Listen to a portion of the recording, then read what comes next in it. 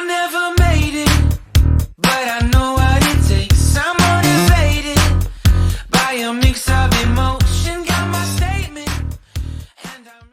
Hello, dear students. How are you today? I hope that you are so great and you are enjoying your days.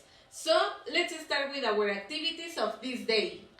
So now we are going to check some grammar about simple past. We are going to use simple past to talk about the actions that you did in the past. Example, I played soccer yesterday. I went to the cinema last month. Affirmative ideas. We are going to use regular and irregular verbs. So for the regular verbs, we have to add ed to them. In negative ideas, we are going to use the auxiliary didn't. In interrogative ideas, we are going to use the auxiliary did. These are the activities of this day.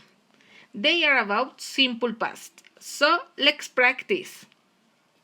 The first activity is in your notebook. You will scramble the verbs that are in your activities sheet. The last activity is to play Kahoot. So let's play it.